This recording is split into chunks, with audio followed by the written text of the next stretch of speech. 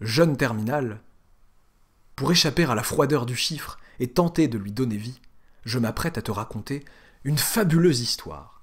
Mais il va falloir me promettre une bonne dose de suspension d'incrédulité, étant entendu que la mesquinerie décrite dans la dite histoire ne peut exister au sein de notre beau monde réel. Imaginez un commentateur déçu sous une certaine chaîne YouTube, à l'ego blessé, à l'ego meurtri, ayant perdu bataille d'ego après bataille d'ego avec le propriétaire de la dite chaîne, malgré ses multiples comptes et ses multiples tentatives. Ayant fait preuve de discourtoisie excessive, le voilà banni de la chaîne. Il ne peut plus commenter sous les vidéos. Quelle horreur, quelle indignité, quel attentat à la liberté d'expression. J'espère que... Bon, j'allais dire, j'espère que la vidéo ne sera pas démonétisée pour ça, mais elle n'est pas du tout monétisée, donc tout va bien. Ce commentateur déçu, puis déchu, du coup, nous l'appellerons Franck. Bien qu'il s'appelle autant Franck que je ne m'appelle Melchior. Mais les lecteurs, ceux qui auront lu l'avant-propos, c'est pas l'avant-propos, c'est l'à-propos, pardon, l'à-propos de la chaîne, pourront croire que je m'appelle Melchior. Et si vous saisissez la référence, je vous adore. Eh bien, imaginez, que lui reste-t-il à ce pauvre Franck? Tel un pigeon à qui on empêcherait de roucouler, le moindre de ses droits, eh bien, il ne lui reste plus qu'à balancer ça et là quelques fientes sur le pare-brise de la voiture. Que sont ces fientes? Ce sont des dislikes qu'il octroie allègrement à l'aide de ses multiples comptes. Effectivement, multiples comptes que YouTube a détectés et pour lesquels YouTube fit passer les commentaires de Franck avant son bannissement pour des spams. Et Franck, s'insurgeant, disait « Comment osez-vous ne pas faire voir mes commentaires ?» Non, non, c'est pas moi, c'est YouTube qui les a détectés comme spam. Et je les remets pour te montrer que je n'y suis pour rien. Et tu m'insultes derrière. Bon, l'histoire est imaginaire, bien entendu. Reprenons sur notre exercice. Donc, quel rapport avec cet exo? Que se passe-t-il sur cette chaîne, bon sang? Eh bien, nous considérons que sous une vidéo donnée, le nombre de dislikes causés par Franck suit une loi binomiale de paramètres 4 et P. 4 étant, on considérera que c'est le nombre de faux comptes, multiples dont dispose Franck. P est la probabilité qu'un compte de ces 4 dislike la vidéo. On va considérer que F suit bien une loi binomiale de paramètres 4 et P, même si on pourrait discuter sur l'indépendance des 4 comptes, etc. Ok, ça c'est le modèle. A, c'est le nombre de dislikes causés par les autres comptes, par les autres gens, par les gens normaux, par les autres. A comme autre. Eh bien, ce A suit une loi binomiale de paramètres 2 et 1/4. 2, ça fait peu, oui, il y en avait peu avant toi, Franck. A et F, on considère qu'elles sont deux variables aléatoires indépendantes. Et on sait que la probabilité, sachant que F plus A égale 4, autrement dit, sachant que je vois 4 dislikes sous une vidéo, F plus A c'est le nombre total de dislikes du coup, ceux de Franck et ceux des autres, eh bien la probabilité, sachant que F plus A égale 4, que les 4 dislikes soient causés par Franck, eh bien on sait que cette probabilité est de 1/5. Il s'agit avec ces informations de déterminer petit p. Autrement dit, la probabilité qu'un compte donné des 4 comptes dont dispose Franck, pour l'instant, peut-être qu'il aura l'idée d'en créer d'autres, allez, peut-être pas 5, pourquoi pas 5, 10, 12, 14, eh bien, la probabilité qu'un de ces comptes dislike une vidéo donnée, bah, elle est de P. Donc on veut déterminer ce P-là avec ces informations. Comment faire? Ok, bah alors on sait ça, bon, essayons d'utiliser ce qu'on sait. Ça, c'est la probabilité, donc nous savons que la probabilité que F égale 4, sachant que F plus A égale 4, nous savons, d'après la formule des probabilités conditionnelles, que c'est la probabilité de l'intersection de ces deux événements, F égale 4, zut, ça commence bien dès maintenant, F égale 4 inter F plus A égale 4, n'hésite pas Franck à commenter sur ça, mais j'ai oublié, tu pouvais plus, pardon, divisé par P de F plus A égale 4. Ok, que se passe-t-il en haut? C'est la probabilité d'une intersection de deux événements qui sont F égale 4 et F plus A égale 4. Alors, A et F sont deux variables aléatoires indépendantes. Je sais qu'en terminale, on ne met pas l'accent sur les variables aléatoires indépendantes, ou alors très peu, mais plutôt sur les événements indépendants. Eh bien, dites-vous, pour faire simple, que deux variables aléatoires sont indépendantes lorsque chaque événement, tout événement lié exclusivement à l'une et pas à l'autre, est indépendant de tout événement lié à celle-ci et pas à celle-là. Donc, un événement qui concernerait A est indépendant d'un événement qui concernerait f. Mais par contre, cet événement concerne les deux à la fois. Donc, je peux pas dire que f égale 4 et f plus a égale 4 soient deux événements indépendants, et je peux pas utiliser la probabilité du produit, le produit des probabilités, je dis des bêtises. Que faire? Ouais, mais on peut reformuler ce qui se passe en haut. L'événement à l'intérieur de P, là, f égale 4 inter f plus a égale 4, peut s'écrire autrement. Il s'agit du même événement que f égale 4 et a égale 0, en fait. C'est ça que ça veut dire f égale 4 et f plus a égale 4. Divisé par probabilité que f plus a égale 4. Ok. Eh bien, comme f et a sont deux variables aléatoires indépendantes, je sais que c'est p de f égale 4 fois p de a égale 0 sur p de f plus a égale 4. Ok. Alors, petits cheveux, hop, au revoir. Alors, ça, nous pouvons les traduire, ça. P de f égale 4. Bon, on sait pas qui est P, mais on peut le traduire. P de f égale 4 avec nos connaissances sur les lois binomiales. Vos connaissances, j'espère, sur les lois binomiales. P de a égale 0, pareil. Mais mon problème, c'est P de f plus a égale 4. Comment je vais pouvoir gérer ça? Et si on commençait par traduire le numérateur pour avoir une idée, déjà, P de f égale 4, c'est quoi? C'est le K, c'est 4. 4 parmi donc, le N qui est 4, ici. Petit p que je ne connais pas, puissance 4. 1 moins p, puissance 4 moins 0, c'est-à-dire puissance... 4 moins 4, pardon, j'ai des bêtises, c'est-à-dire puissance 0. Donc c'est 1, je sais, ça aussi je sais que c'est 1, mais bon, histoire de rappeler les formules. P de a égale 0. P de a égale 0, eh bien c'est 0 parmi 2. Donc le P du A, maintenant, c'est 1 quart. 1 quart puissance. Surtout pas mettre P ici, sinon il y a une grosse confusion là. 1 quart puissance, donc on avait dit P de A égale 0, 1 quart puissance 0. Et donc 1 moins 1 quart, 3 quarts, puissance 2 moins 0. Ça, c'est ce que nous avons au numérateur. Et nous avons toujours ce dénominateur qui me dérange. P de f plus a égale 4. Problème, P de f plus a égale 4, comment faire? Et là, c'est pas facile en terminale, honnêtement, de penser à ça tout seul. Alors oui, j'ai oublié de vous proposer un temps de réflexion avant de regarder la correction, tellement pris dans mon histoire imaginaire, j'en ai oublié ça, mais je pense que je le rajouterai au montage, entre guillemets. Un montage, c'est un grand mot, mais je rajouterai une petite indication pour dire, je pense que je dirais... peut-être une trentaine de minutes de réflexion, une trentaine de minutes de réflexion, je pense pas. C'est juste à titre indicatif. Ok, comment avoir une idée pour P de f plus a égale 4? Bon, comment je fais? P de f plus a égale 4. Nous allons diviser pour régner. Petit clin d'œil. Nous allons diviser pour régner, nous allons utiliser la formule des probabilités totales pour décortiquer cet événement en des événements plus simples à traiter, dont les probas sont plus simples à calculer. Nous allons... Par exemple, nous avons deux variables aléatoires qui sont f et a. Les valeurs prises par f, eh bien, il y en a 5 possibles, 0, 1, 2, 3, 4. Les valeurs prises par a, il y en a 3 possibles, 0, 1, 2. C'est une loi binomiale de paramètres 2 et machin. Eh bien, nous allons utiliser un système complet d'événements, le système complet d'événements, la partition, vous dites partition en général en terminale, associée à la variable aléatoire a. Qu'est-ce que j'appelle une telle partition? Quelle est une telle partition? Bah, c'est la partition formée par ces événements-là. A égale 0, A égale 1, A égale 2, et bien ces événements forment une partition de l'univers. Alors si on veut dire est une partition, je mets des accolades pour dire que c'est un ensemble. Là, ces trois événements forment une partition de l'univers. Ok, d'après... C'est une idée pas simple à avoir, honnêtement. Après, dans le supérieur, ça revient souvent, mais en terminale, c'est pas très facile. D'après la formule des probabilités totales, eh bien, ce fameux P de f plus a égale 4 au dénominateur, il est aussi égal à P de f plus a égale 4 inter a égale 0, plus P de f plus a égale 4 inter a égale 1, plus P de f plus a égale 4 inter a égale 2. Quel est l'intérêt? Bah, c'est que je me rappelle qu'au numérateur, il y avait du f plus a égale machin et inter f égale machin, ça devenait relativement facile après. Bah là, j'escompte la même facilité.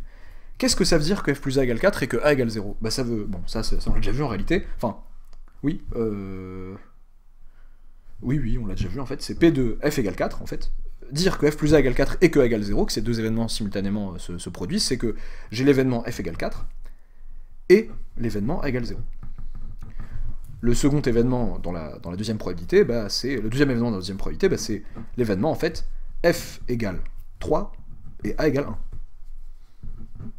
Dire je sais que f plus a égale 4 et que a égale 1, c'est pareil que dire je sais f égale 3 et a égale 1. Plus probabilité que f égale 2 et a égale 2. C'est ça que veut dire a égale 2 et f plus a égale 4. Bah ça veut dire que f égale 2 et a égale 2 en fait. Et maintenant, alors ça je l'ai dit à l'oral mais je vais le dire à l'écrit, par indépendance de a et f, le jour J vous l'écrivez vraiment en toutes lettres, et là pareil, je vais pouvoir me servir de l'indépendance de a et de f pour dire que c'est p de f égale 4 fois p de a égale 0, plus p de f égale 3 fois p de a égale 1, plus p de f égale 2 fois p de a égale 2. Bon. J'ai pris des trucs, des n pas très grands, justement, pour pouvoir éviter que ce soit, bon allez, calculatrice, et puis c'est tout. Non, non, non, on va le faire proprement, par indépendance de a et f, déjà, pardon. Alors, p de f égale 4 fois p de a égale 0, c'est ce qu'on avait au numérateur. Bon, j'aurais pu écrire mon numérateur autrement, je vais en profiter, justement. Donc, c'est égal à quoi, tout ça? Je parle toujours du dénominateur. Donc, le premier terme, ça sera du... C'est exactement ce terme-là, hein, remarquez. Donc, ce sera 1 p puissance 4, donc ça fait 1. Donc, p puissance 4, donc 0 parmi 2, ça fait aussi 1. P puissance 4, facteur de 9/16e. Donc, 9/16e de p puissance 4. Ça sera aussi le terme, du coup, au numérateur. 9/16e de p puissance 4, c'est le premier terme de ma somme. De cette somme-là. J'ai écorné ma feuille. Maintenant, p de f égale 3 fois p de a égale 1. Quelle est la probabilité que f soit égal à 3? F suit cette loi binomiale. F égale 3, donc 3 parmi 4. P puissance 3, le P que je connais pas, 1 moins P. Puissance, 4 moins 3. Bon, allez, je vais l'écrire quand même. Ok, ça c'est F égale 3, fois du coup, la probabilité que A égale 1. Donc, probabilité que A égale 1, eh bien c'est, donc je rappelle, la loi de A, je vais peut-être me la réécrire, mais bon, ça va, c'est pas très dur à retenir. Donc, probabilité que A égale 1, c'est 1 parmi 2, 1 quart puissance 1, 3 quarts puissance 2 moins 1. Ok, ça c'est le second terme de la somme.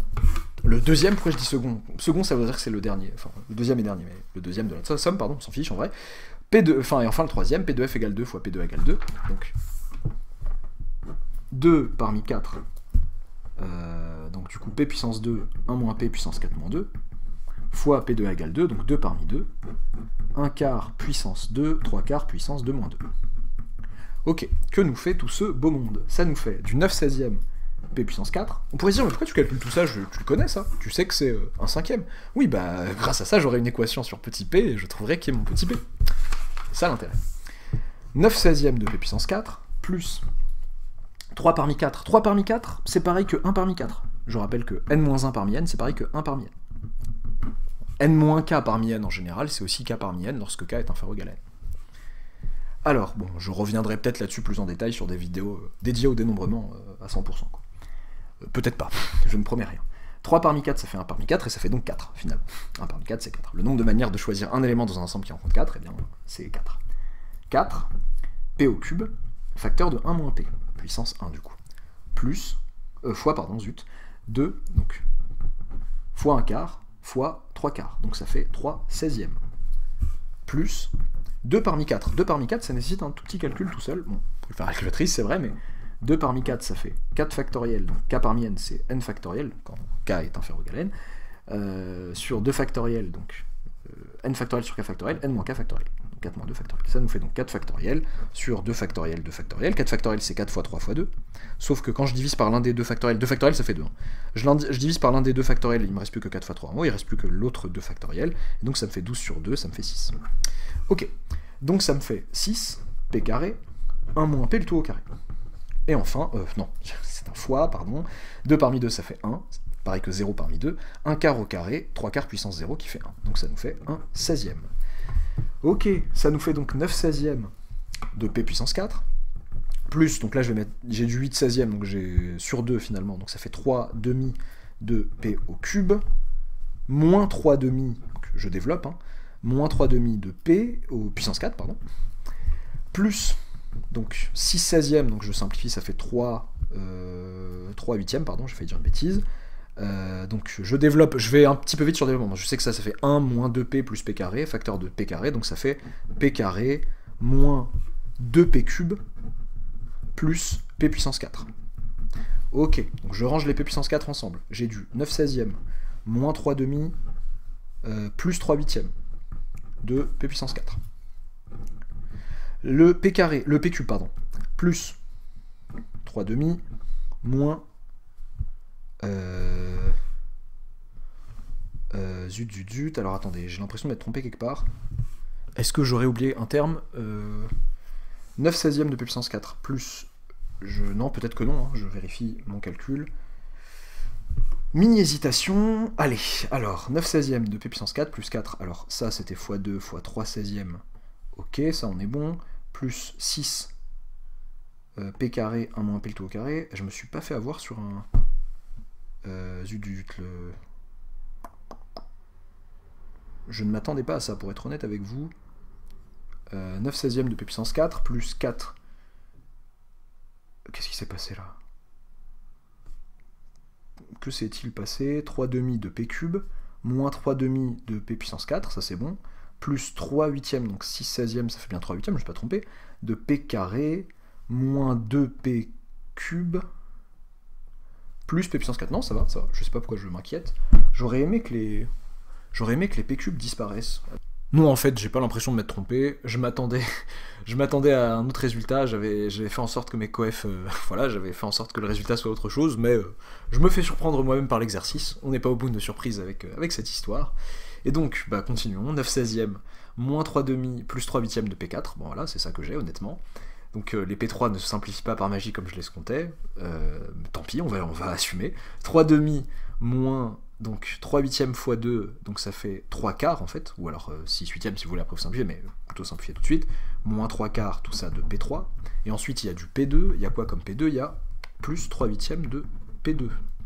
Ok, et donc qu'est-ce que ça nous fait? Donc tout ça en 16e, 9, donc 3 demi, des demi en 16e, donc moins 24 16e du coup, plus 3 x 2, donc 6 16e P4, plus donc 3 demi moins 3 quarts, et ben ça fait tout simplement 3 quarts, parce que 3 demi c'est 2 fois 3 quarts, de P3, plus 3 huitièmes de P2.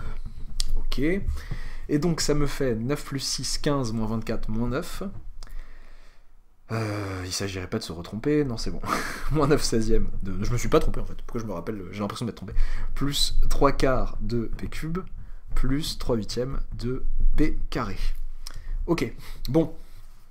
Tout ça, c'est ce qu'on est censé avoir au dénominateur, au joli dénominateur de cette jolie expression.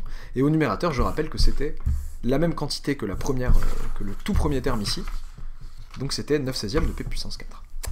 Donc, nous savons que ce quotient, qui fait un cinquième, bah, on sait donc que 9/16e de P4, divisé par ce machin, moins 9/16e de P4, P puissance 4, plus 3 quarts de P au cube, plus 3 huitièmes de P au carré, ce coefficient fait un cinquième.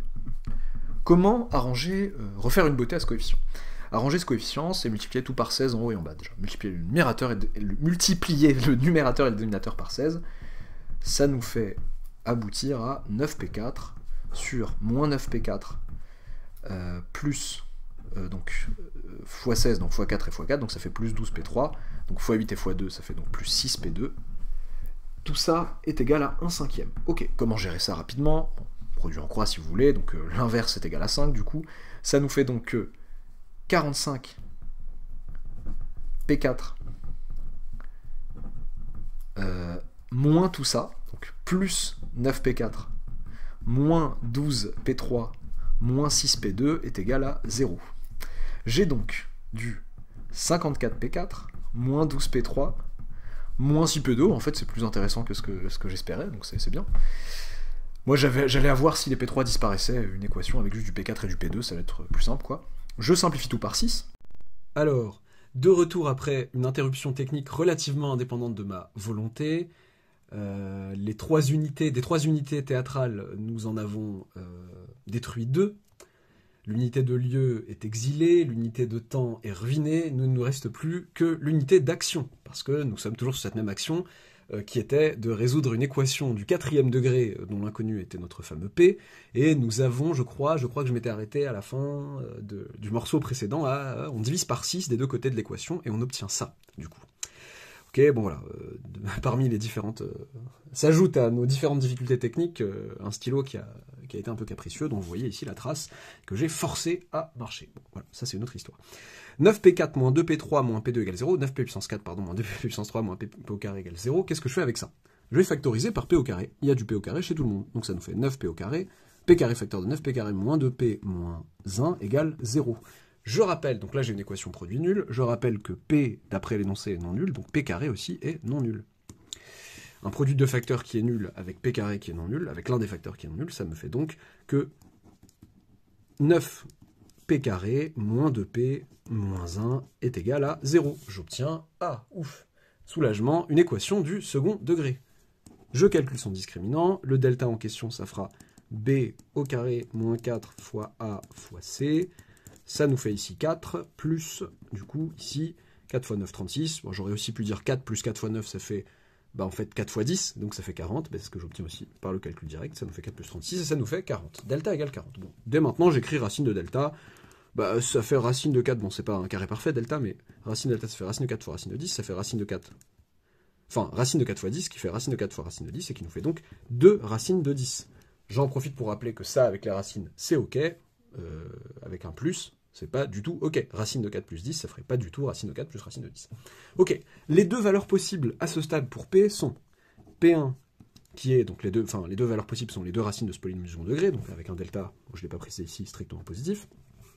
P1, c'est moins B, donc 2 moins racine de delta, donc 2 racine de 10 sur 2A, donc sur 18. En simplifiant par 2, ça nous fait 1 moins racine de 10 sur 9. Mais c'est négatif.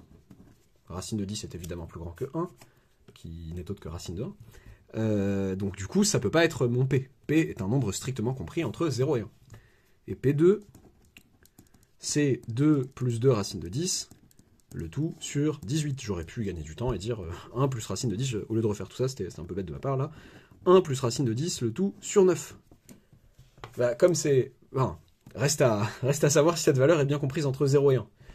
Oui, c'est bien compris entre 0 et 1. P2, strictement positif, bon, ça c'est bon, il n'y a rien à dire. Et c'est strictement inférieur à quoi, par exemple? Racine de 10, c'est inférieur à racine de 16. Et donc, c'est inférieur à 4. Par stricte croissance de la fonction racine sur R+, eh bien, racine de 10 est inférieur à racine de 16, parce que 10 est inférieur à 16. Et donc, j'obtiens que racine de 10 est inférieur à 4. Et donc, ça, c'est inférieur à 1 plus 4 sur 9. Et ça nous fait donc 5 sur 9, enfin c'est inférieur à 5 sur 9 qui lui-même est inférieur. Donc P2 est bien la probabilité que nous cherchons. D'où P égale 1 plus racine de 10 sur 9. Voilà le second paramètre de la loi binomiale régissant les dislikes de notre ami imaginaire. Et donc, petite valeur approchée peut-être, flemme, pas flemme, non, à la calculatrice, qu'est-ce que ça nous fait ce machin? Ça nous fait du 0,46, 462 si on veut, 3 chiffres après la virgule, voilà étant donné l'information qu'on nous a donnée au départ, la probabilité conditionnelle donnée par l'énoncé, eh bien, étant donné cette information-là, nous obtenons que pour un compte donné, si on regarde non pas la loi binomiale, mais enfin, juste une expérience de Bernoulli qui correspond à un compte donné de ce personnage imaginaire, la probabilité que pour une vidéo donnée, ils mettent un dislike, ou pas, enfin, j'allais dire ou pas, non, qu'ils mettent un dislike est de 0,462. Voilà. À très bientôt pour une nouvelle vidéo.